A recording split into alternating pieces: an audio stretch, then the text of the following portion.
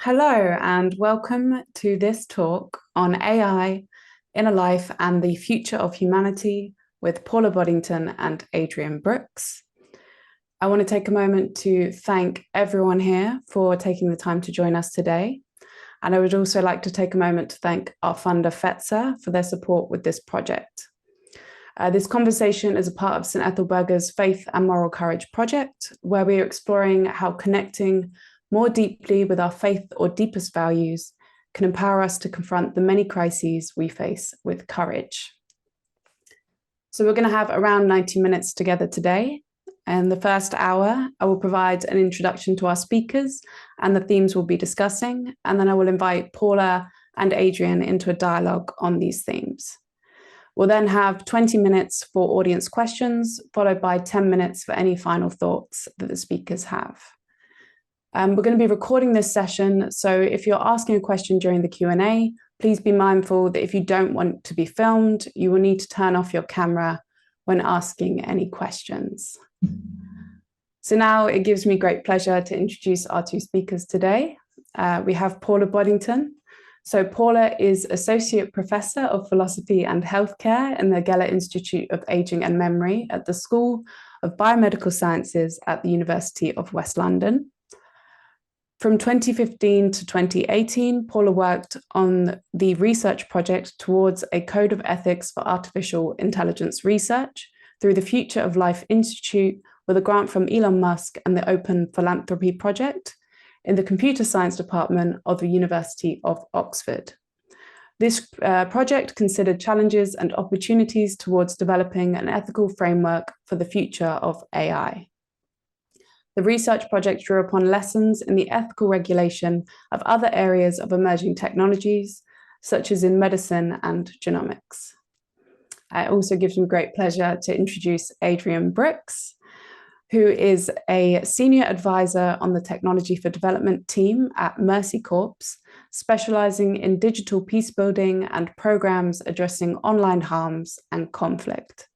She manages the T4D portfolio, covering digital peacebuilding, digital information services, and digital community and civic engagement, working with teams to achieve programmatic outcomes.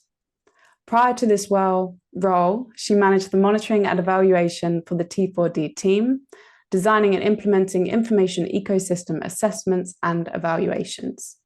Prior to her work at Mercy Corps, Adrienne worked at Habitat for Humanity on US domestic housing issues and served as a broadcast journalist in the US Army.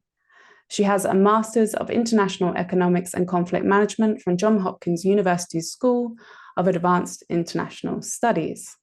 So a very warm welcome to both of our speakers who are joining us today. And so let's begin. So we're here today to talk about artificial intelligence and online digital harms. So these powerful new technologies are transforming the way that we live, the way that we work, the way that we relate to ourselves, to each other, and the world around us. While some people believe that these powerful technologies hold the potential to drive improvements in everything from policy making and governance to global equality, they also present significant threats to our inner lives, our security, our relationships, and our individual and collective sense of purpose. So in this talk, our aim is to delve into this complex and multifaceted world, exploring the various ways that they may impact inner life, communication, digital harms, online, offline dynamics, peace building, and our future. So Paula and Adrienne, I want to begin by asking about the potential risks of AI and the online world. So we hear a lot about the security risks of these new technologies, such as the threats posed by deepfakes, increasing polarization, the spread of misinformation, as well as the malicious use of AIs to engineer new pandemics or for propaganda, censorship, and surveillance. Are we right in thinking that these are the greatest risks posed by AI and the online world? Adrienne, would you like to begin? You've got a lot of specific expertise in this particular area, I think.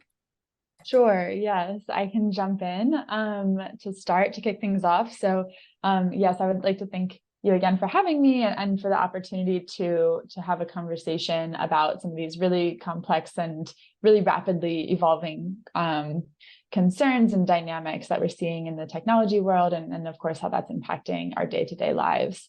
I really liked this question because I think thinking about the greatest risks is a really big question. And it's hard to sort of place weight, I think, in the different risks that we consider.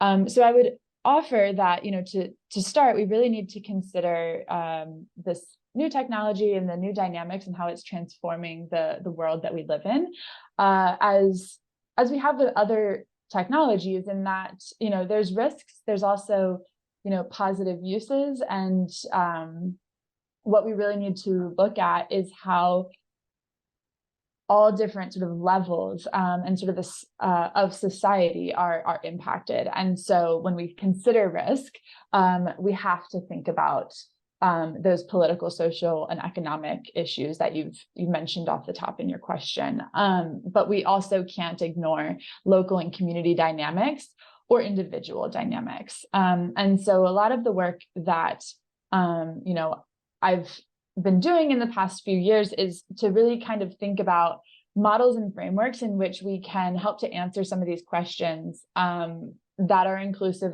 across this spectrum. We want to understand the role of technology for individuals so that we can understand how they're interacting in their online and offline communities. And I think the risk is that every level, in my opinion, the risk is that every level is impacted.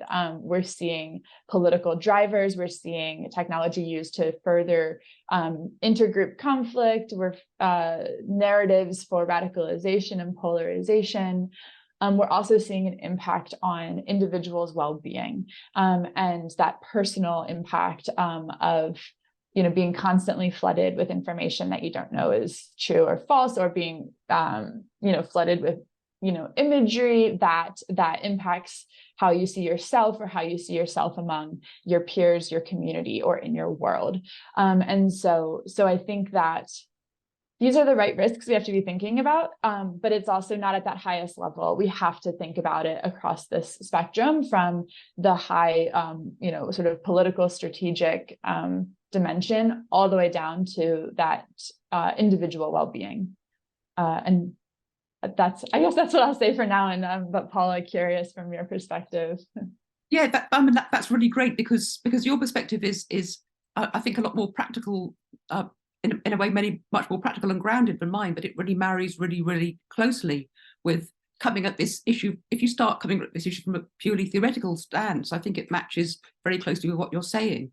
So when you're thinking about, when I look at ethical questions, we need to think about this technology.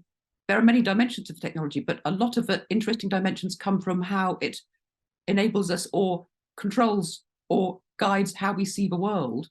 And questions about theory of knowledge, where that knowledge comes from and where our understanding comes from, impacts upon all different levels of ethics. So we need to look at how our use of AI impacts upon how we see ourselves, how we relate directly to other people, and then how we relate to the wider community, and indeed to have information about the world.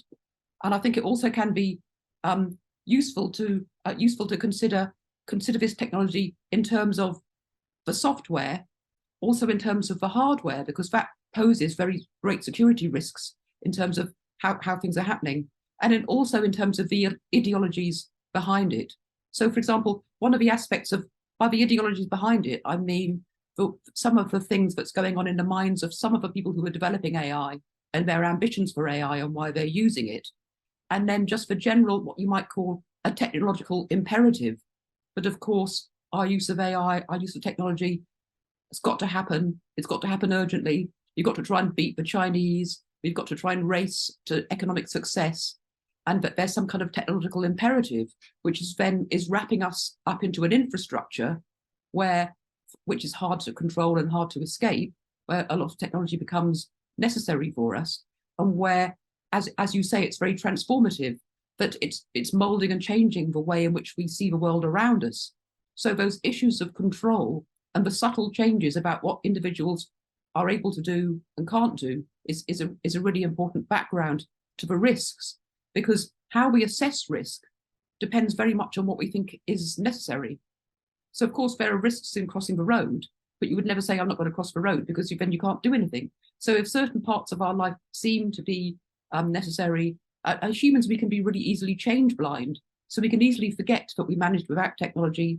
We can easily be led to think that any problem has to have a technological solution. And so we accept the downsides of the technology at the same time as the upsides. So those I think all feed into how we understand risk.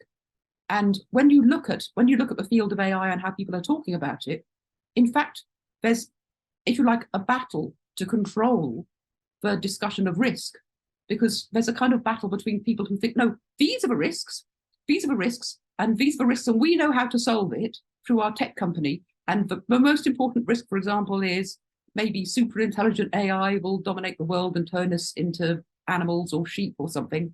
And other people are saying, no, these are the risks. So how you pose what the risks are, and it's going to depend upon what expertise we need to solve them, and who's going to be solving them.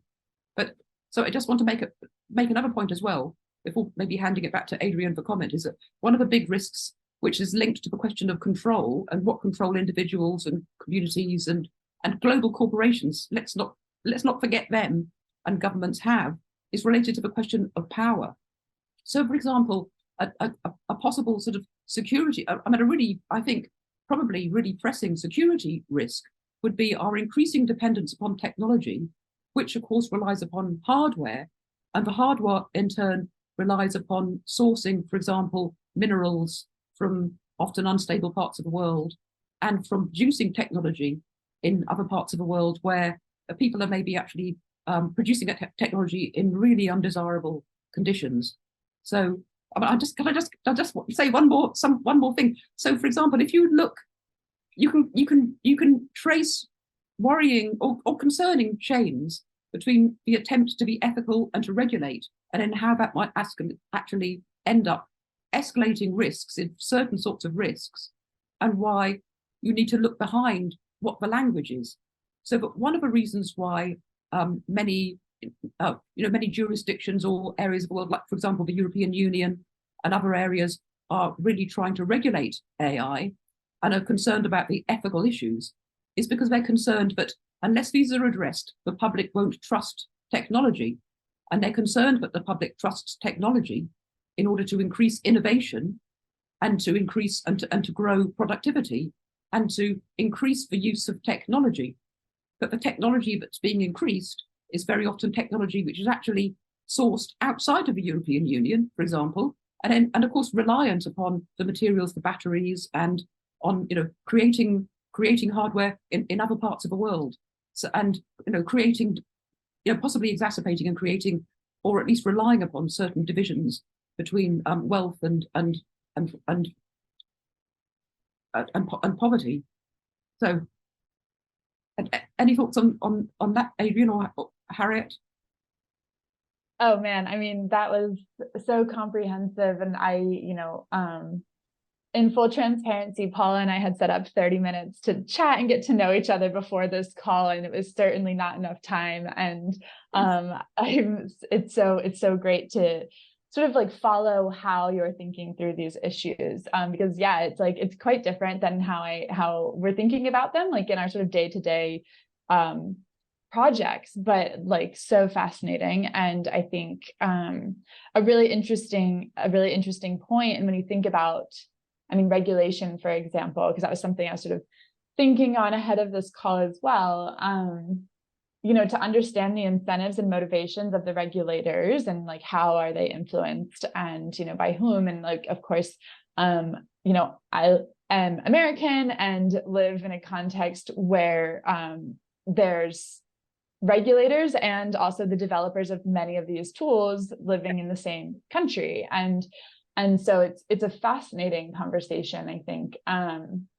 because who's influencing who in these regulatory spaces.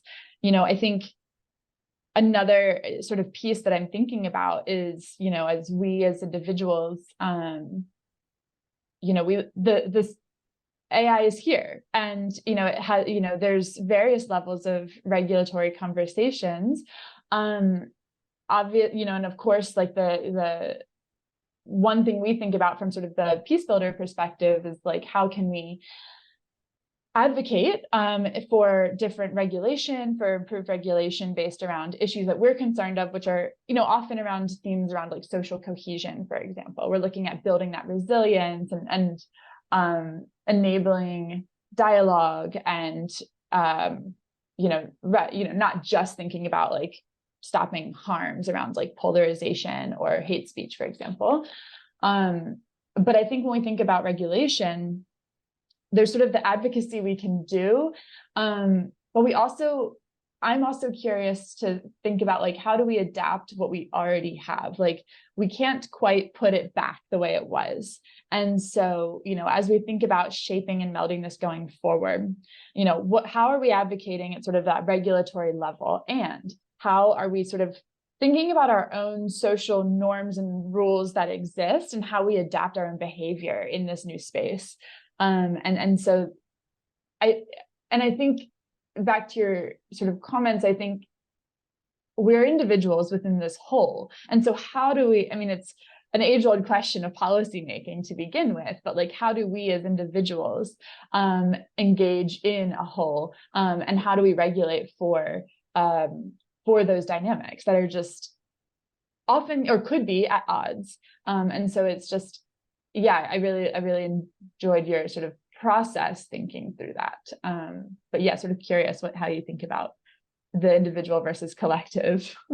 Yes, well, that is such a big issue, and in fact, one of the things you have to watch out for in regulation or in ethics guidelines is that you can often, the way you get agreement is by drawing on concepts that are so vague people can think of them in any way they want to. So that if you look down, there are now scores and scores and scores, maybe more, of declarations of codes of ethics of AI all around the world. Mostly so far in North America and Europe, but recently around the world. And one of the most common things that in them is the idea that AI should be a benefit to all. Well, that's then very often used to mean that therefore AI should benefit all. So therefore Facebook should give away its technology to people in other parts of the world, which means that they only see the world through Facebook. So that kind of things happens.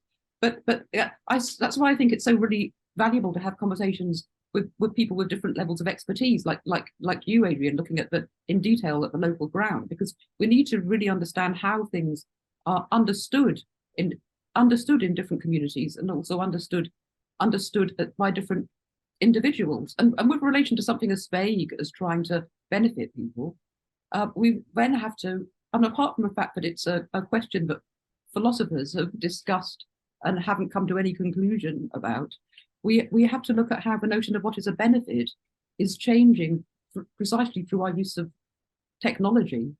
And so it can be incredibly difficult. We also need, because things are changing so rapidly, I think it's really important in regulation and peace building we do have to have a dialogue. So one of the dialogues that's going on is the dialogue between, because you mentioned a position in the US where you have regulators in the same country as many of the main producers. There are dialogues going on between, so a lot of the corporations are trying to do ethics, which you need to look really carefully at that, because very often it's nothing more than ethics washing. And very often, if somebody is brave enough to come out and speak or say something which doesn't sound so great, they find that they have lost their job. But in terms of, there's a debate going on about how much the people producing the technology should be doing due diligence themselves versus how much that should be done by the regulators. And there's a genuine point to be made, but often the people regulating, policymakers or politicians who are trying to do the regulation, don't understand the technology enough. But likewise, we simply can't trust the technology people to know, even to know how to do public policy or regulation. So you have to have dialogue between them. And what that requires is transparency. it requires a considerable level of transparency from the people producing the technology, which really just often isn't there. So in terms of you're thinking about peace, there's already a polarization between the regulators and the people producing the technology. I mean, here's one of the issues in particular is about the use of the data that's being used. So the data that's being used, one of the big dirty secrets is that a lot of the data, for example, the data that's drawn on from like ChatGPT and so on, is of really poor quality. So I think it's pretty well known that it's fairly biased, but the extent of the bias is perhaps not fully grasped.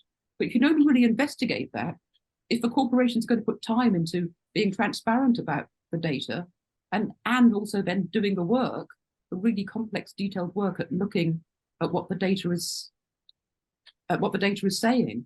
And that actually then links back to questions about, communication and how we understand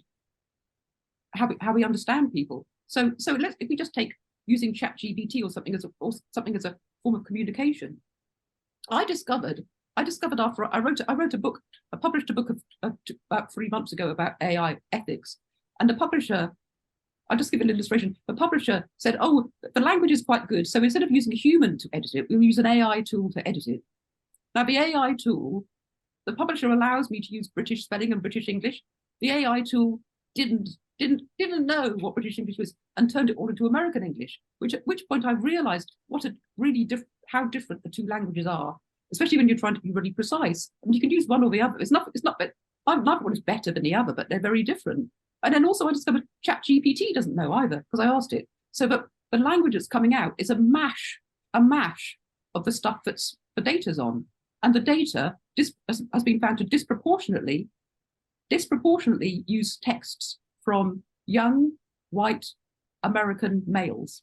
Funny that. So that in terms of communication and the subtlety of communication, and that feeds into questions like what counts as hate speech and content moderation. This is all being done by quite a few people, often outsourcing things to people who are not trained, but also on a kind of, I think when we talked, I think we both agree that we need to look at the global, the universal and the local at the same time. We can't do without either. But what's happening is there's a kind of collapse of that level. It's all being mashed into one. So I'm just going to take this opportunity to jump in to ask a question that focuses more on the individual as we're looking at this distinction between the collective and the individual. I also just wanted to quickly mention there's a fantastic organization called the Center for Humane Technology who are looking at doing this work of changing the way that the actual platforms are produced in the first place. So re-looking at the model that they use as opposed to trying to harness as much attention as possible from people, looking at potentially how can we, ultimately give people more meaning and purpose, as an example. So they're worth looking at just for our audience. So as we've talked more about the practical and the logistical side of both the work on the ground and somewhat about how these technologies are impacting individuals, I wanted to look at that further with you both. So the question I have is, what impact is AI and the online world having on our inner lives, our patterns of communication with each other, our relationships, the online, offline dynamics, and also how are these technologies impacting our shared symbols, our stories, and our spirituality? It's quite a big question, so feel free to pull out what speaks to you. Paula, do you want to start? Yeah. Okay. Yes. So I've made some notes just because trying to stop myself going too much off the rails, because there is so much. I mean, maybe I could just run an overview of some of the issues that struck me as being important in this area. So I think one of the really important things that we need to really get to grips with in terms of our inner life and patterns of communication is the intentional hacking of human motivation that's built into a lot of the software, especially in things like social media, because social media, I think it's widely known now, but really it's free because you are the product, so that it's all designed for advertising. So certain aspects of the technology have been designed to keep us intentionally online as much as possible. The continual scroll and ways in which people understand the dynamics. You can go to Stanford University, for example, and learn how to build persuasive technology, which is persuading us of certain things, persuading us to interact in certain ways, persuading us to use the technology. In other words, it's kind of basically hacking human motivation. And then on top of that, it's been discovered that engagement is far increased by negative emotions.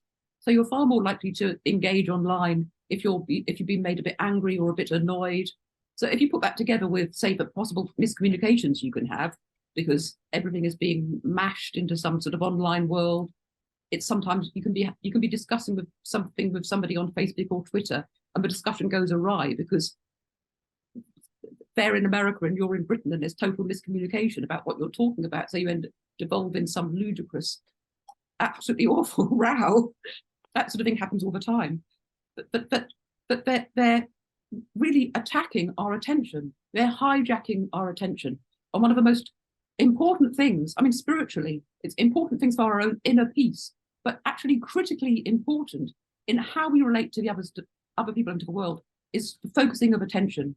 So there are many moral philosophers, for example, and I'm sure theologians too, who would say that our attention is absolutely critical. We need to be able to see what's morally relevant in the world, to understand where we stand in it, to understand what our roles and responsibilities are, and to have our attention constantly distracted in certain ways is really one of the biggest challenges. And some of it is kind of like ambient in the technology, but the fact that the screens are so bright, it tends to distract your attention more than the world around you, even though actually the world around you has got far more detail. No matter how good your camera is, there's far more detail in the world around you. It's intentionally hacking it. I sometimes even think that we should be putting our heads together to think about whether or not the intentional hijacking of human attention and human motivation should maybe count as a crime against humanity, because people are doing it to billions of people around the world in order to make money. So I've got more to say, but maybe I should pass that to Adrienne, because I'm in danger of ranting at this point. Yes. So yeah, I think I agree with a lot, and I wrote down hacking of human motivation because I really, like that framing. Because you're right. I think that what we see on the individual is complete, psychological manipulation and design for giving us this like positive, supposedly positive feeling. But I think there's like I'm not like a brain scientist or anything, but like with these constant dopamine hits of what you're getting from social media, which is being so specifically tailored to you, you're in turn, making those lows after your dopamine hit lower, because we're getting so used to this new level of constant like happiness with every cat video or like whatever your algorithm is now promoting for you, potentially something more harmful than a cat video. I think one of the things that we see in the work we're doing and some of the research we've done in the past is the harms around echo chambers, polarization, the feelings of isolation, or driving feelings of isolation, which further people to move into these, radicalized spaces, or at least into these echo chambers of sort of negativity. And so I think, we've seen plenty of examples around that as well. And I think those are sort of those immediate harms that we're seeing as individuals, but as I've said, like a society made up of individuals all experiencing this deteriorating like well-being and this sense of isolation, or sense that your truth is somehow different than everyone else's, is really harmful for a broader level of cohesion, which in turn, is just this self-fulfilling prophecy of isolation. And so I think that's sort of the harms that I'm thinking about based on the work that we're doing. And, I'm also glad you brought up sort of the engagement-based ranking. I think that's probably one of the more dangerous things. It's also one of the things that, Harriet, you mentioned the Center of Humane Technology, another sort of person in that space, his name is Aviv Ovadia, and he sort of has developed this bridging-based ranking as like a pretty simple alternative that, I think as an individual watching how these horrible things that are coming to the top, because it's just like these fights and anger and, polarizing comments and content, to see sort of an algorithm that can be developed that promotes bridging behavior or bringing behavior that brings people together. Seeing things like that, I think, is really quite inspiring and gets at that individual, comes back to that individual motivation and that individual feeling, and to promote those connections as what gets elevated on social media. I think it was to me when I first heard about that, from Aviv, I thought that was one of the more felt like a really practical solution that actually starts to get at that individual like engagement and how we're experiencing like community in these online spaces, and shifting that from these like angry and like polarizing and hurtful comments to comments that are useful or can promote healthy dialogue. And I think, that sort of, I wanted to raise that here because I think that's one of sort of the goals of this this group. And so I really, I like the idea of looking at individual experiences, so that we can think about designing and responses and forward thinking from there. So Paula, just like wanted to riff off of everything that you said because I fully agree, and that's sort of what motivates me and like in my work is sort of that individual impact. Yes. I mean, actually, and we can already see that different forms of a social media we have already are rather different. So I just give this is almost a comical example of a Kelly J. Keane, otherwise known as Posey Parker, who holds sort of free speech events for women at Speaker's Corner in Hyde Park. And ordinarily, what she normally does is live stream them on YouTube. And I quite often go because I'm interested in the discussions. And last Sunday, she live streamed it both on YouTube, where you normally get really supportive comments, and on TikTok at the same time. And there were 10,000 people watching on TikTok. And they were saying, report her to the police. This woman is terrible. The comments were just totally different. So it actually does go to show. I mean, TikTok is quite a good example about how bad it can be, which means that other ones aren't so bad. So there is some hope that it could be improved in various ways. And the point that you made about isolation, I think, is critically important.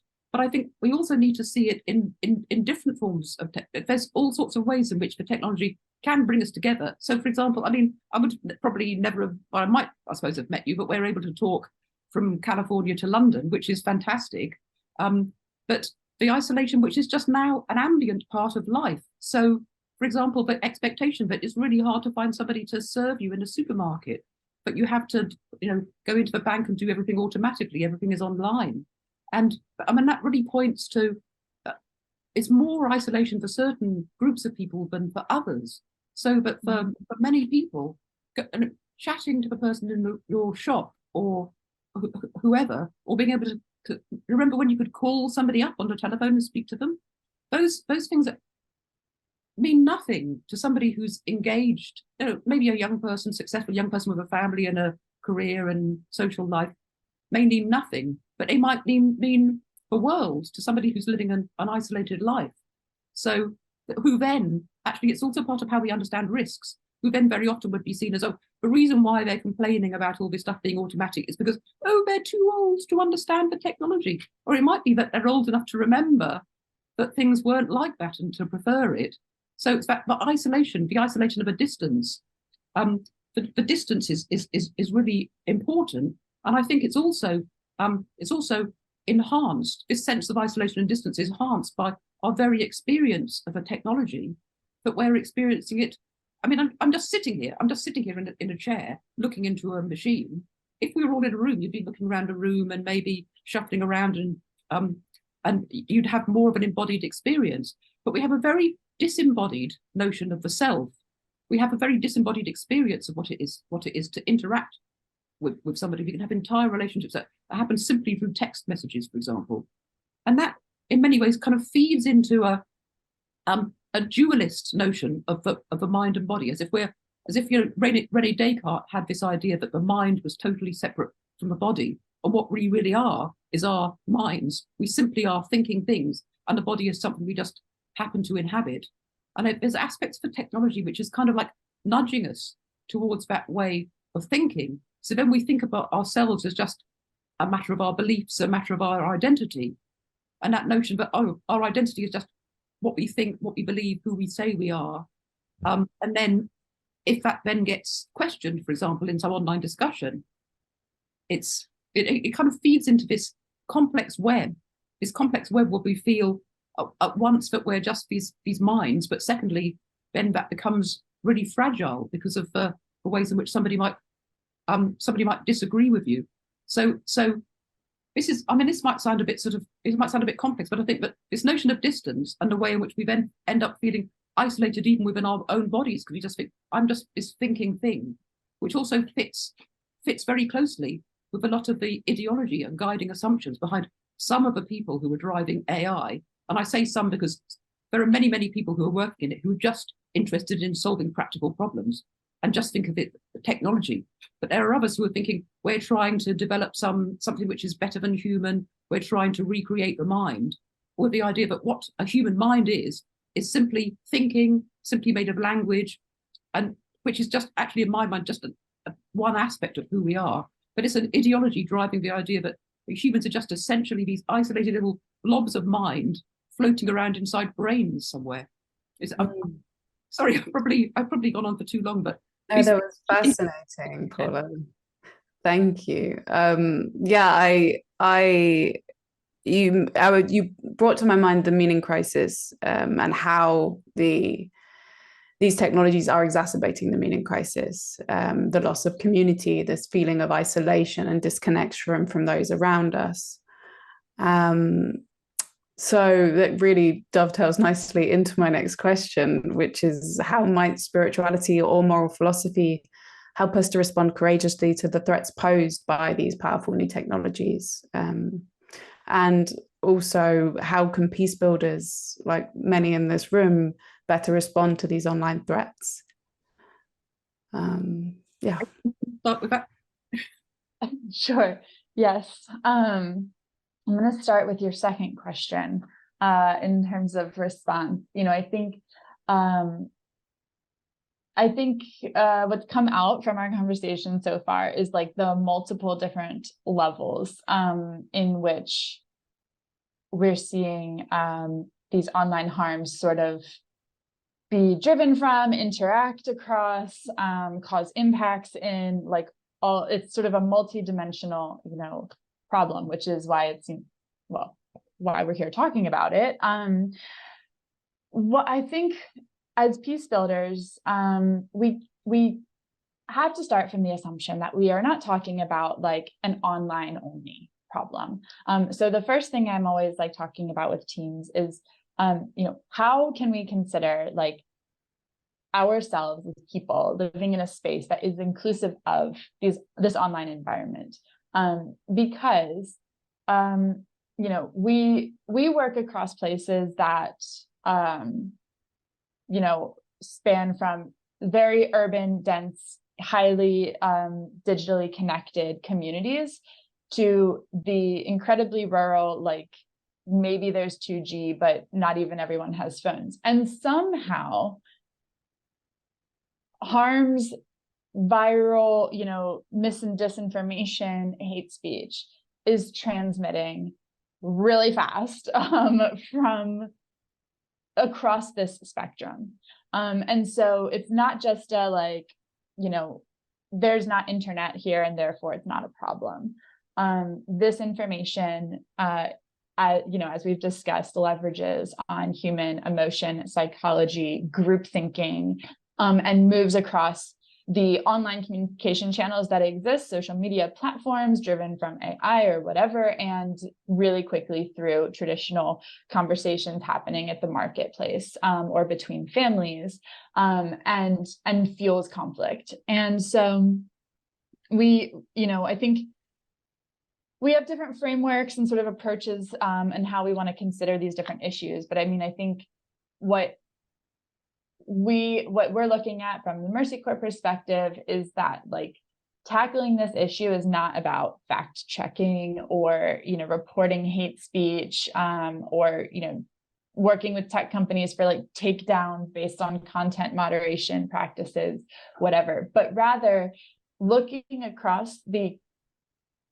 comprehensively considering the different elements that are going into this underlying conflict drivers that fuel different narratives and can be manipulated. We want to understand the information architecture that exists. How is information moving between communities?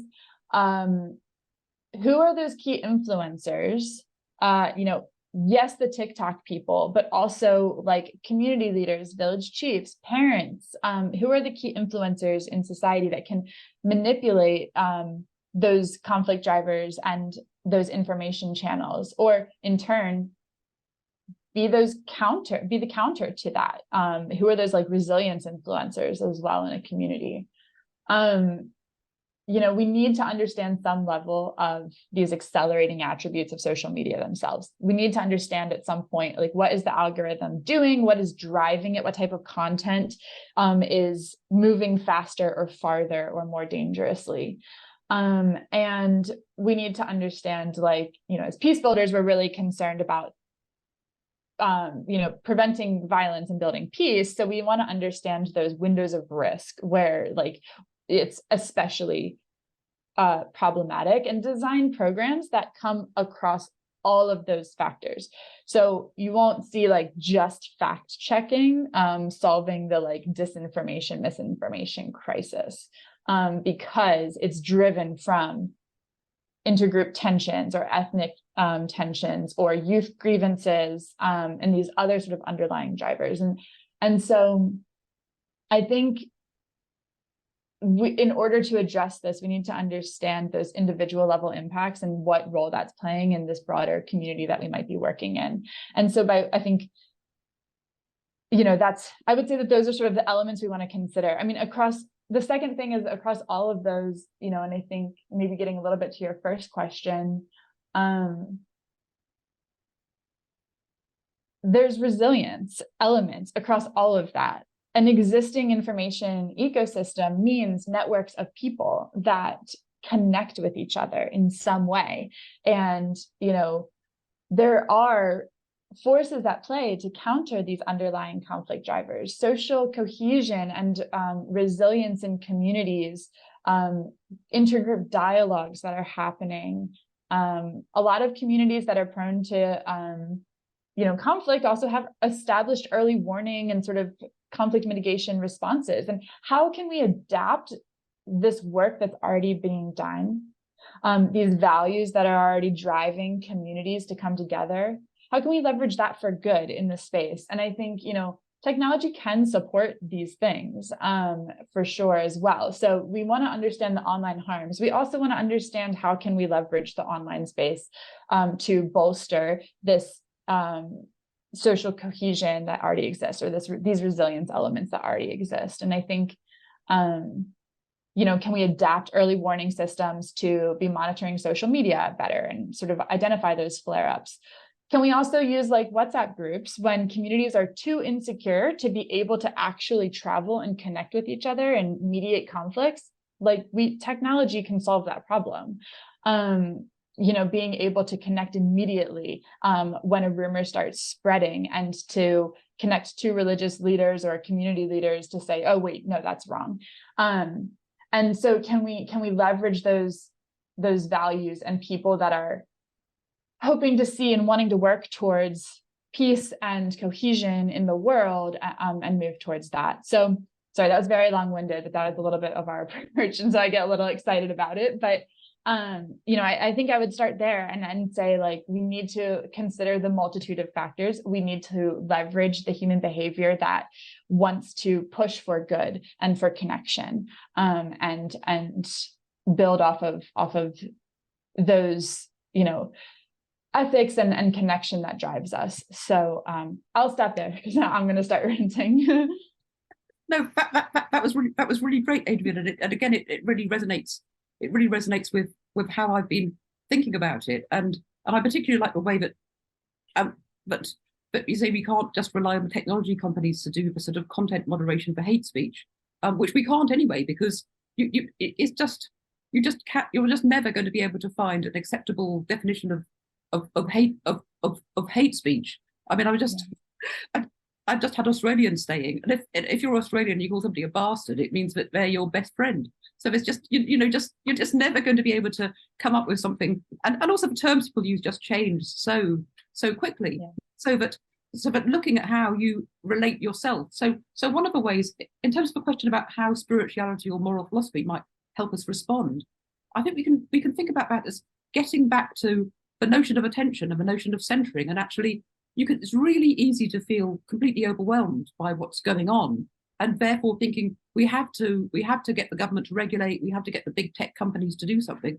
And I'm not saying, yes, that's really, really important, but it can leave the individual feeling as if they're totally powerless against this technological world. But we're not totally powerless, because you can make decisions yourself. So rather than, for example, expecting that somebody is going to moderate social media content, you can just think, well, I'll just mute that person. Or you can do it. You just can make those kinds of decisions, and likewise, you've been talking about communities meeting. That's something I think I've seen happening more and more, especially because we've had the if you like, a double whammy of this burst of technology and social media coinciding with COVID and the lockdowns, and in fact, actually, in a sense, not even coinciding, because the lockdowns just wouldn't have been possible. But the lockdowns wouldn't have been possible without being able to order food online and so on. They'd have to be quite different. So this sense of overwhelming sense of isolation, and I think more and more people are wanting to come together, meeting groups, using the online world to, for example, find local groups where you can go and meet in the pub and talk about things of mutual interest. That kind of thing is happening more and more, and in fact, in some instances, actually driven by censorship and content moderation online, because people find they can't discuss certain things, and very often you find you can't discuss certain things. But who said that's hate speech? Somebody's deciding something's hate speech, so they'll just go and meet locally. So those are the kinds of things that people can do to take responsibility and just pay attention to your own usage of this. But we need, I think it really sums up what you're saying. We need a centering in concrete reality. And just engagement, and also I think so. Attention is really critical, but also I think notions of embodiment are really, really critical. So, and that can be understood in lots and lots of different ways. But the importance of embodiment, I think, is really, really critical in many aspects of spirituality. So I had the privilege of about a month ago of going to a really interesting workshop about wisdom and pedagogy, where there were people from different spiritual traditions. And embodiment was a consistent theme that comes up, so that in lots of practices, for example, in lots of practices which involve watching the breath, you're doing it as a physical embodied person. There are lots and lots of aspects of embodiment that are critical in spirituality. So they're critical in notions of laying on of hands, or of the taking of the Eucharist, or coming together as a community. So I think that's something that we need to say, yes, the online world is a useful adjunct. And sometimes sometimes it's really critical to have distant communication, but it can never, ever, ever be a substitute. And maybe we need to try to use it as little as we possibly can, and remember that spirituality is not simply just a matter of having certain beliefs about something, but what it is to have a belief is to live it out and engage in the world and to communicate with other people. So.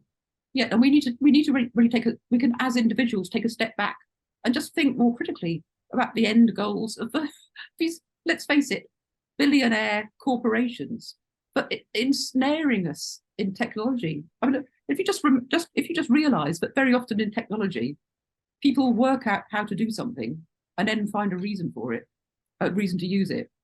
If you just remember that, that's honestly what happens a lot of the time. So if you just remember that, you can think, why am I using this technology? Is this actually really easier? So and slowing down as well, because a lot of so much tech use is driven by this so-called imperative of speed. So if we go back to the example of automatic checkouts in the supermarket, so you don't have to wait so long. The supermarkets are still using those, even though it doesn't save them any time, it doesn't save them any money.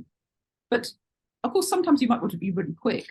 But is it really the case that everybody wants to do everything as fast as possible all the time? It's just fast in order to do what? You don't always want to do everything. You know, if you're trying to stop the bleeding and somebody's got a head injury, yes, but in other instances we don't. So you need to think and question, when do we need to go fast and when do we need to go slow? So yeah, so attention, embodiment, and speed. I love that. And I have a comment, but Harry, I saw you came off mute too. So no, you're please. In charge of our timing. Well, my final question was actually where we are anyway, which was, what do you see the path forward? Can you foresee a path forward that balances the benefits and risks of AI in the online world? And that's very much for me what we're talking about now, is what is the path forward as we try to wrap our heads around these new technologies. And so far I'm hearing that a lot of it is about where we put our attention and how conscious we are of how we use the technologies within both in our families, in our communities, as we engage in the world.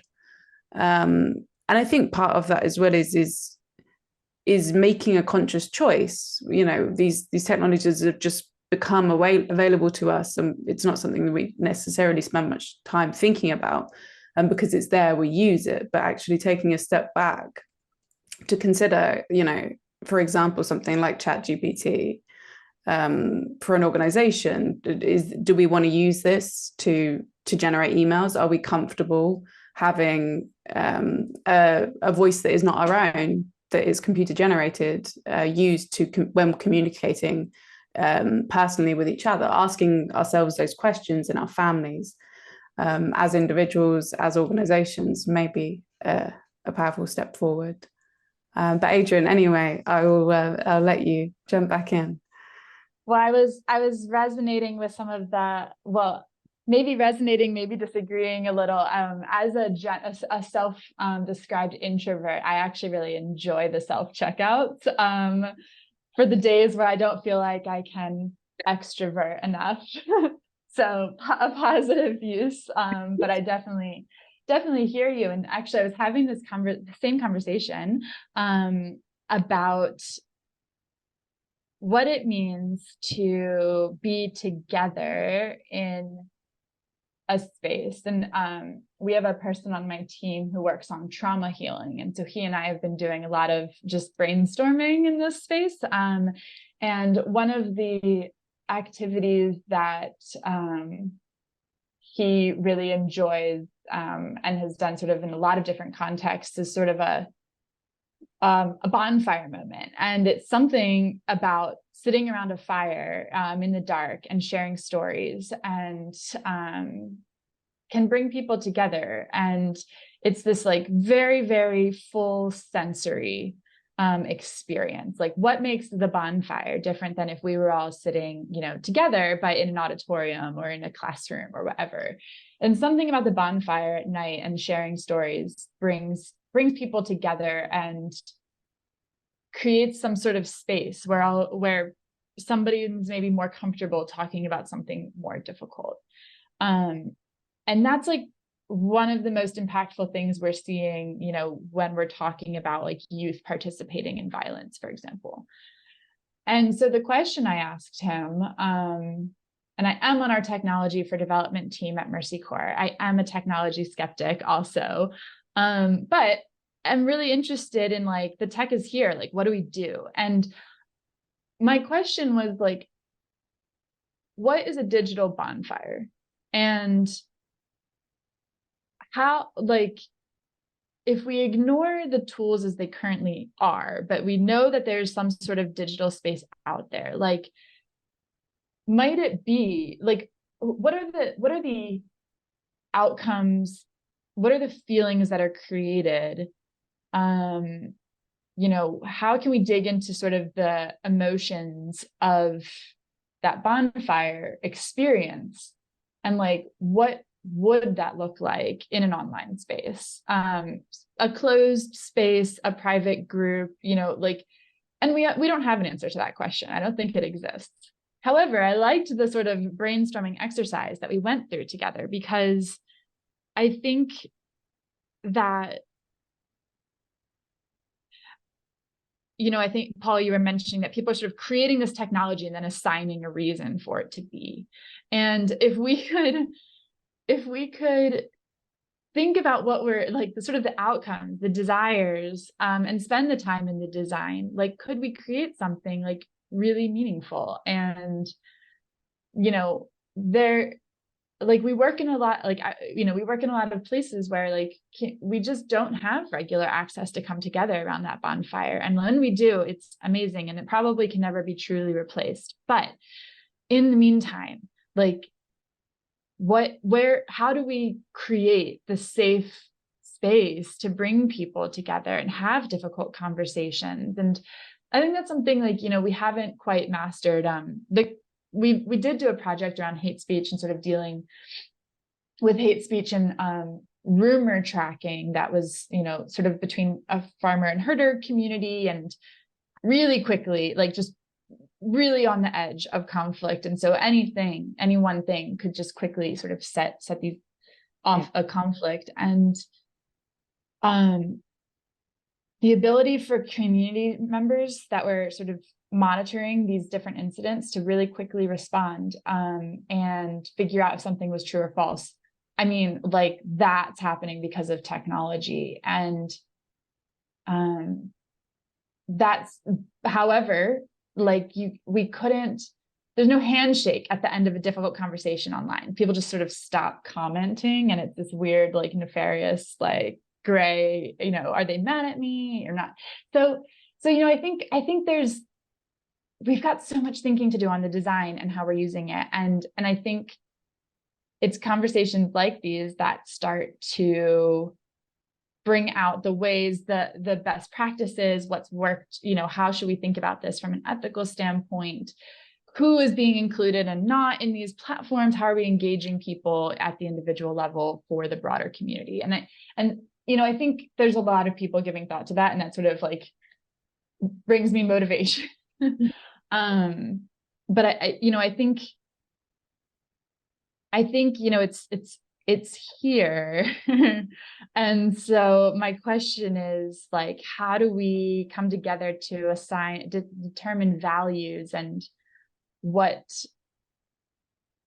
is good for us, and begin to design the uses for ideally regulate, and we can design, ethical uses of technology from the get-go in these companies. But if not, how are we as individuals, as communities, showing up in these spaces? I think there's a lot of people, I think, that want to have that conversation. And so that sort of gives me hope, I think, in this space. I just really love that, actually. So could I just comment on your first point about you're an introvert, you don't necessarily want to chat. I think, but I think one of the things that points to is one of the other big problems with a lot of technology, but it's its ambition to completely take over everything. So I think that's one of the things that, so then there is no choice. So that you have to. So there are plenty of places now where you cannot pay by cash, for example. And there are lots of, I think, actually personally think, quite legitimate fears about whether or not we might switch completely to digital currency. So I think that we could think as a general way forward about ensuring that people are not ensnared in an infrastructure where there's a legitimate alternative. I mean, so that people are not ensnared in being forced to use this infrastructure. Yeah. But I just love this digital bonfire idea.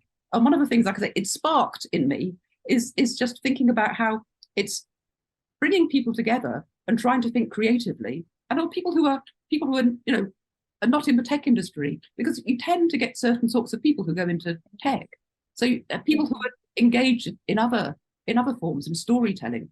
And then does anybody here know exactly when humans discovered fire? Because we must have been sitting around a fire for hundreds of thousands of years before we were even Homo sapiens, because other forms of earlier humans had fire too. so that it's actually going to something really deep and really connected about how we come together as humans.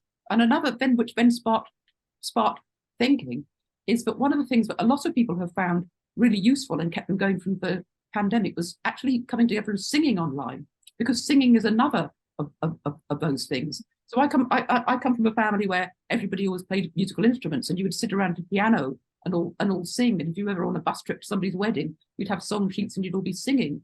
So those kinds, and singing again, it's like everybody, every culture sings, everybody sings. So it's that kind of like connecting to some inner core of human being, and connecting to, I mean, it also connects to spirituality. I mean, I don't know enough about different world religions to know if they all include music or chanting or something of the sort, but they're commanded in the Bible to praise the Lord with music, so that it connects up that really, really core of a human heart, I think. So whether maybe some sort of group to singing or something would be something to add to the digital bonfire, as well as stories. But again, and singing and stories are, before we were literate, the stories were all in sort of poem forms and sung, because then you could remember them and then they pass on, and there's that quality of communication, the quality of communication through the detail and the remembering and the shared aspect of the stories. That's kind of really brilliant. And then some of the things I think we do need to think about is people with different sorts of expertise coming together. Yeah. You really need that. You really need that. Can I just tell a quick what I think is a horror story? I was at a conference in the European Parliament in Brussels earlier on this year, which is about the European Union's AI Act. And at one point we had Stuart Russell sort of beamed in by video from America, who's like the co-authors of the leading AI textbook. And he basically really knows what he's talking about. And he had 15 minutes in which he was saying the definition of AI embedded in the Act doesn't work and is soon going to be out of date. And he said, sorry, you run out of time, cut him off, and then continued the discussion. But hang on a second, if the definition of AI in the Act is unworkable, why are you even going ahead with it? So you really do need close communication and listening. And then something a lot of people might not even be aware of, a lot of the people, because it's such a young field, a lot of the people who are then like the experts in the field actually turn out to be very junior, which of course you do need junior people because you need people of all ages, but actually really new to a lot of the issues, and maybe with quite a narrow range of expertise. So I'm not going to name any names here, but I know sort of groups of people, really closely interconnected research centres with a really small group of people who's somebody else's PhD student giving advice to the government about really, really important things. So we need to expand the field and need to get as many people as possible sufficiently engaged and informed, so you can have a conversation. You don't need to you couldn't possibly understand everything about technology, because people working in technology don't understand other bits of technology. You just need to be able to have really good conversations and bring in people who might be thinking completely left of field, something that might, the very notion of a digital bonfire, that's just absolutely brilliant, I think. So so we just need to join up thinking about, and we also need to see how the technology is nested in other forms of technology, but also nested in wider things that are happening, wider changes that we've had. So I mean, it's not directly related to peace, but so for example, when people are worried that people are going to use ChatGPT to cheat in their essays, the only reason why you'd have a motivation to cheat in your essays is because of how the education system is going, but you need to have certain grades and you need to do that to get into the next step. But if you'd say taking an evening class in something that you just were really passionately interested in, you want to find out and learn how to do it. You don't want, if you'd taken a course in woodwork where you wanted to learn the joinery so you could make stuff at home, you wouldn't like cheat to get somebody else to pass the exam, because that defeats the point. So it's because of how our education system is set up that people are motivated to use the tech to cheat. So yeah, again, you need really wide, you need to look at the problem, step back, get somebody else to look at it from a different perspective. That's kind of a way forward, I think. That makes a lot of sense. I'm just going to draw us to a close now because we've actually gone over time and I want to give everyone time to ask any questions. But I just wanted to sort of, yeah, thank you both so much for your wonderful insights. Yeah, to me, it seems we've got to a place where it looks like it's the design of these technologies that that is one aspect of the things that we'd like to see change so that they're not trying to hijack our attention. And equally, if we can harness them in these ways that you're discussing, in digital bonfires, in using them to create greater communities online, in addressing conflict in other places and reducing the amount of time for misinformation to spread, then maybe there's hope for us to create a motivation for the people who are designing these platforms and technologies to change the way that they structure them. Maybe that's naive, but there is some hope there in at least how we choose to use them. So I would now want to open up the floor to questions from anybody who has them. If you'd like to ask a question, you can click the reactions button and just raise your hand and I will unmute you and you can ask any of the speakers, either Adrienne or Paula, your question. Thank you. There's some questions in the chat. Thank you. Okay, so let's have a look. Brian, did you want to unmute and ask your question? I can't see you, 1 second. Yes, I'm sorry I jumped the gun there, and I think a lot has been said which answers it. I think what we've learned is that people can use the technology, people who design the technology can use it to manipulate other people, including us, but also that the technology itself can act in certain ways, unexpected ways perhaps, and we may find ourselves driven to change our own behaviors in ways that may or may not have been originally intended, but which it is open to us to control if we understand and perceive what's going on. That's Yes, not a question, I'm sorry. All right, yes, so there's a question in the chat. Is that you, Brian Cuthbertson? Yes, that's me. Are we talking about AI itself or about humans' use of it? I think we have to talk about both. But the question you asked is really important for lots of reasons. One of which is that if you look at the wording that's often used, people say, "Oh, the AI has done this. The AI has done this." The AI is already some kind of independent entity. So, I mean, one of the issues with AI is that is precisely the question of agency and control. That it might be doing something that you hadn't actually intended it to do, or that you might not fully understand why it is that it's done something. But we should always remember that the AI is made by human beings. So, but in terms of the technology we have now, I would say you could argue about this. I don't think you've asked, can the technology exercise agency in its own right? At the moment, the AI we have now is based upon a notion of what you might call instrumental intelligence. So insofar as intelligence is being put into it, it's intelligence in terms of taking steps in order to efficiently solve a problem or reach a particular goal. So that goal has got to be put into the technology by the people designing it. So it has no independent agency.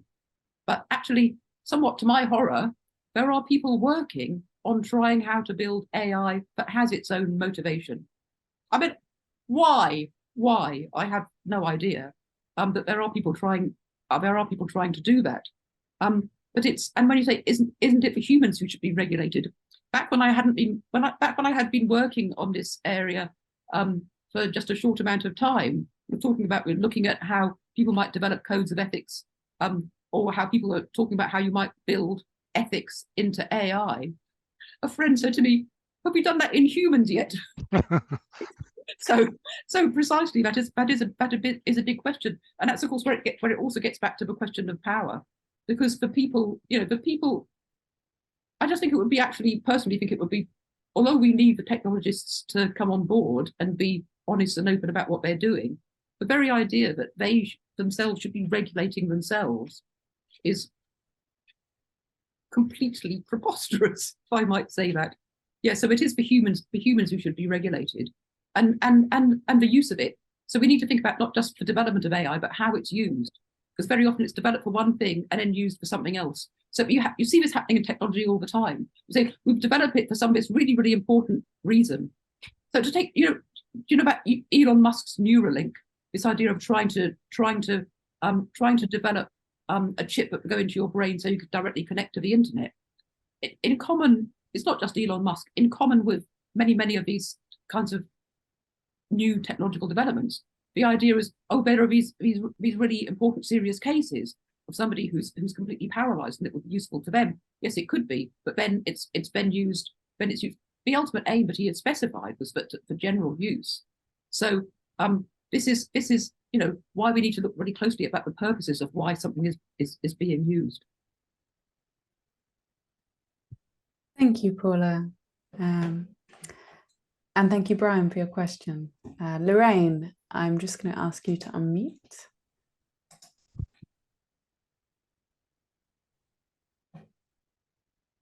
Okay, I have, so many questions arose, but I think what my sort of overall, my feeling is an overwhelming sense of powerlessness.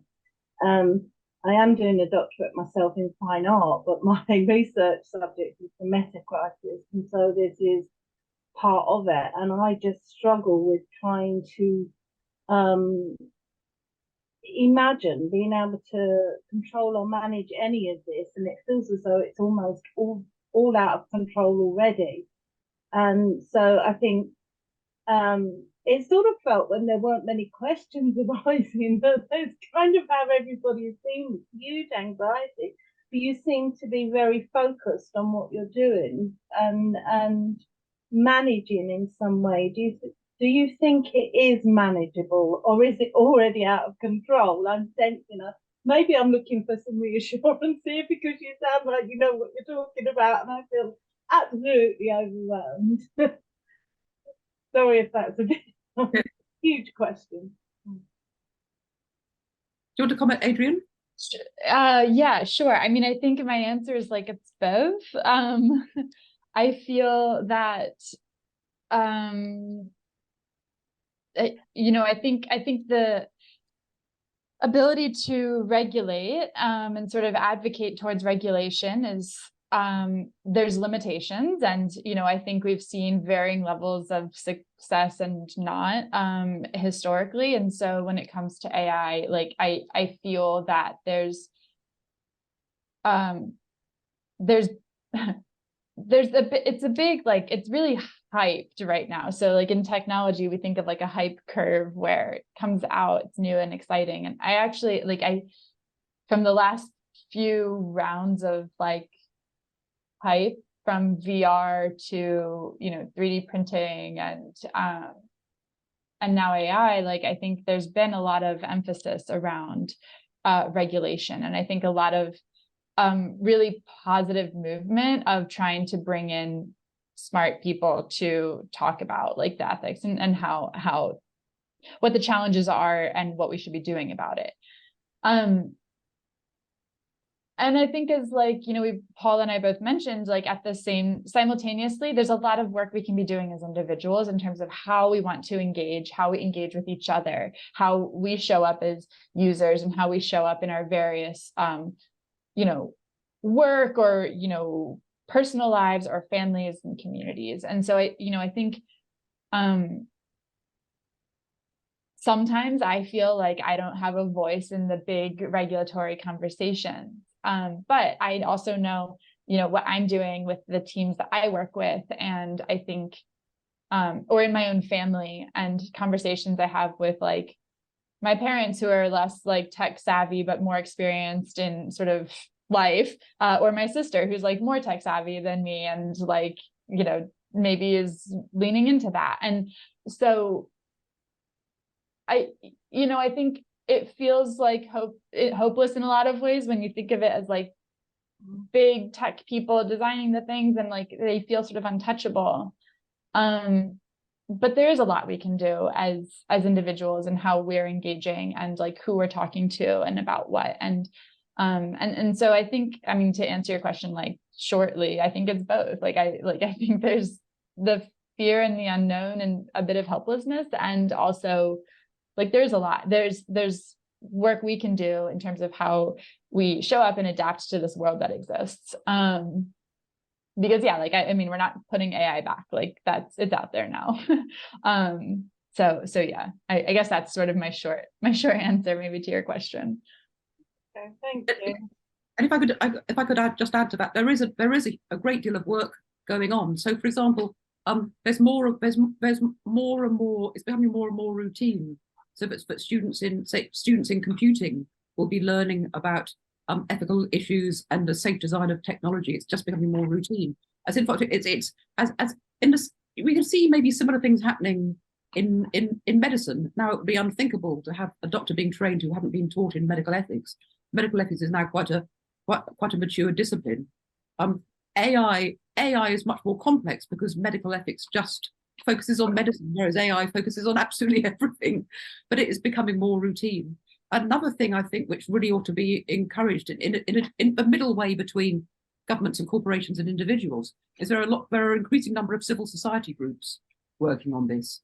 So, for example, groups like Algorithm Watch, people who are taking note of what's exactly happening. One of the really important aspects of it is how our data is controlled, and there are groups working on data trusts as a way of trying to, as a midway between things that individuals don't have time or the expertise to actually fully understand. So you've got a group of people, representing the individual and what their interests might be.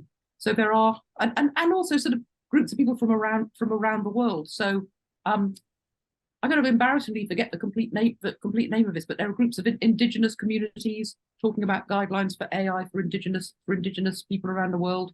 Do you know about that, Adrienne? I'm not sure the name. Yeah, there is, but that's just an example of these sorts of things that are happening. And in terms of whether we despair, I kind of think that's kind of a human condition, because I mean, Adrienne, you work in peace. Have we got world peace yet? No, we haven't. we just need to. Yeah. We just need to. Yeah, so there will be problems. There will be terrible things happening. But I mean, I think one of the things we really can do to try to mitigate the bad things is to push against the infrastructure of AI being mandatory and not having any kind of backup.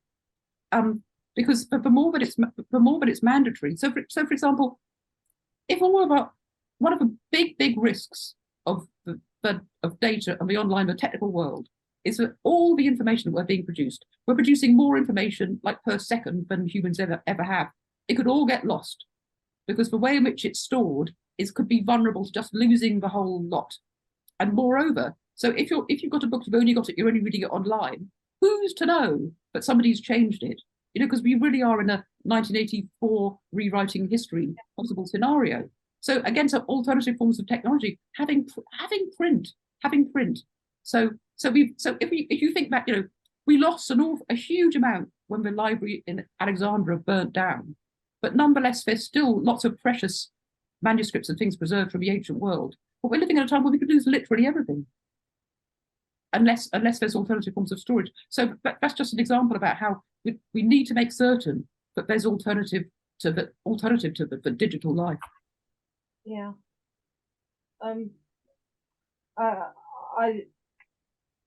Sorry, I've just lost my train of thought there. I'm totally overwhelmed. I think what you said about the infrastructure, dependency on the infrastructure, and I think that maybe the anxiety arose. I noticed the difference after COVID, and it is that dependency on the infrastructure. People became very aware of it, I think, and we already are. And I think that, without AI, regardless of that, there were enough, and then AI just, and I think it's the control of AI that I'm more concerned about than it having its own agency, although hopefully that's not going to happen. Yeah. Yes, I think you're right. It's for control, but you can also see that in terms of little bits of technology which are nowhere near AI. So, but the way in which, for example, in many GPs practices, you cannot go into the surgery and make an appointment. You have to telephone. So I mean, I've known people who are maybe on benefits. They've just got a sort of little limited credit on their phone and literally unable literally don't have the money, have to wait till the next week before they've got enough money to make a phone call to see the GP. I mean, that's not AI. It's just an example about how monstrously stupid our dependence upon technology has become. Well, that was my point. And I think we're becoming more and more aware of that. My husband is in fact a GP and doesn't want to be anymore. It's no, nobody seems to have control. We don't want this system, but here we are in it. And the alternative. I don't know what the alternative is to clients. And like you say, you can take responsibility individually, but it feels like you're dependent on to get your water. I wouldn't know how to get water if it was supplied to my house. But there's an awareness of that now where there wasn't previously, and that creates a certain anxiety, and that is part of AI taking even more control. It feels like it's just ebbing away. Yes. Yeah, that's what I was sort of getting at. You seem to have a positive outlook, both of you, and I kind of wanted to draw on that a little, I think. Thank you, Lorraine. Thank you very much. I think we have time for just one more question. So, Michelle, I saw that you popped a question in the chat. Did you want to jump in?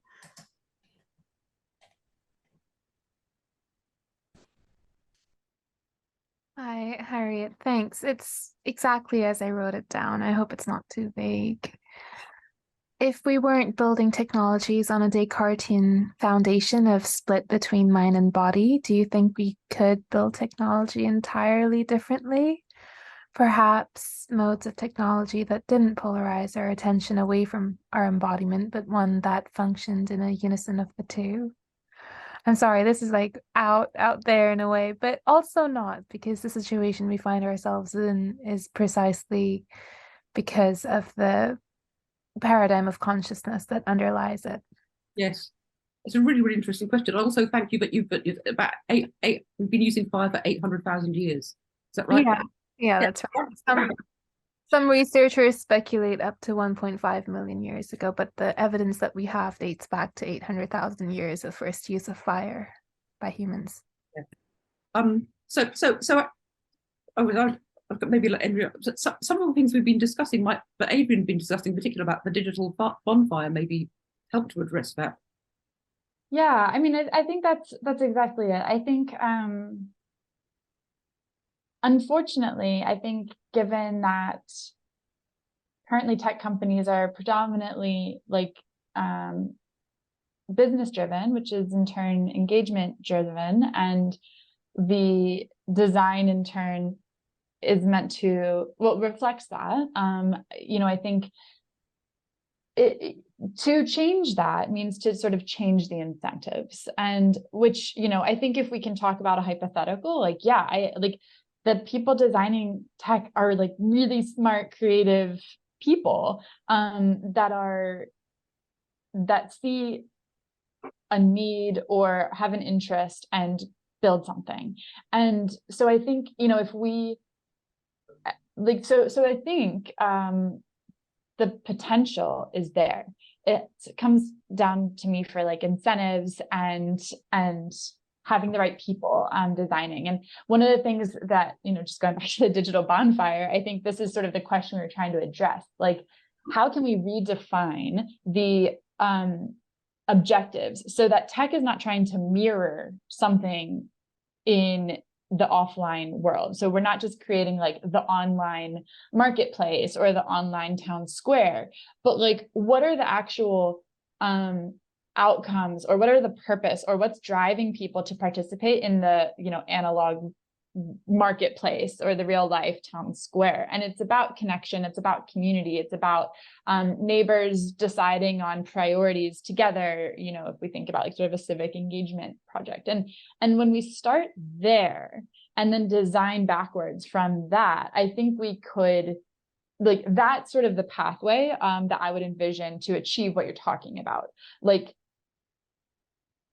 making that happen in reality, I think, comes down to a lot of different questions around like funding structures, incentive structures, participants, who's in the room. But I think the potential is there. And that's sort of the conversation and the brainstorm we were having around the digital bonfire, because like, we can't recreate the like smell and the and feeling the heat. Although like maybe, I don't know, there's like electric space heaters, maybe you could recreate that, but what are you actually achieving in that coming together, that feeling of community and connecting? And so like, yes, I think that's very possible. The bridging based algorithms is an example of that. Yeah, just comes down to like regulations, capitalism, incentives, and that. So that's my quick response, Paula. Yeah. I'm just to add a little bit, maybe to have a bit of optimism, because it's also made me think about. Don't know if any of you are familiar with the work of I might pronounce his name incorrectly, Jaron Lanier, spelled Lanier, who's a really interesting technologist. He's one of the people who developed VR, but he has lots of really interesting things to say about it. He's got several books. For example, one's called "You Are Not a Gadget." So, but I think he's got a really measured approach to it, because one of the things that. And I also think it's probably really critical, but he's also a musician and an artist, which is like embodied performances. So one of the things that he says, one of the things he says about VR is that the best thing about VR is taking the headset off and then seeing the fabulous world all around you. But he also points out, when we look at the history of certain sorts of technology, when photography was first developed, people were so entranced by it and thought that photographs looked exactly like the other person. And you used to be able to, in fact, buy a photograph of somebody who looked a little bit like your loved one, and then you'd carry it around as if that actually was your loved one. And then if you look at old black and white films, I mean, if my children ever see the episodes of Doctor Who that we were petrified of in the 1960s, they fall about laughing. They think, how could you be frightened of this ludicrously unrealistic technology? So as we, and also, for example, now there's lots of like AI images. People you can't always tell, but people really quickly manage to work out, oh, that photograph is AI. So it may be the case, but to some extent, the problem helps to solve itself, because people then quickly see, actually, this isn't as good as real life, or actually, I've enjoyed my online choir, and now I'd really like to go and join a local choir. So if to end on to maybe counter the despair, it may be that we're just part of an ongoing cycle of being entranced by technology, but you then, like your kid's Christmas present one year is chucked out the next year because it's, oh, that's no good anymore. Maybe that will happen with tech, and we'll realize the best thing of all is actual real life, and just use technology when we really need to. Thank you, Paula. Thank you so much. Yeah, I think I echo the despair in the room. I think it's okay. I think it's okay if we are living in a time of great, like a real potential for things to really go horrifically wrong, then it's okay to acknowledge it. And maybe we are, and maybe there is hope. But I think it's also okay. We're living in an incredibly complicated time where we're facing many existential threats, and it doesn't feel good. Yeah. And I think that's okay. Yeah. It's rough. Sorry to bring it back to a sort of sour note. But yeah, I think it is a reality we live in. And I think we can have a lot of hope and faith in the human spirit and in our own spiritual practices in carrying us through. But yeah, it's okay. It's okay to feel the anxiety of everything that we're facing right now. And I think I just want to close with a quote that I really like from Eliezer Yudikowsky. By far the greatest danger of artificial intelligence is that people conclude too early that they understand it. So with that, I want to give a huge thank you to our speakers, Adrienne and Paula, for joining us today and for sharing your insights on this vital topic. I also want to say thank you again to our funder, FETSA, for making this conversation possible. And if anyone would be interested in joining us at one of our upcoming events, we have Taco Partana and Daniel Mate at an event called Courage, Healing and the Earth, and Martin Shaw and Paul Kingsnorth at Finding God in Wild Places. And these are a part of our Faith and Moral Courage event series. If you're interested, you can go on our website, St Ethelburgers/events. Thank you all again. Thank you so much. It's been a really fascinating conversation. Thank you very much for inviting me, and thank you for everyone's questions. Yes, thank you all so much.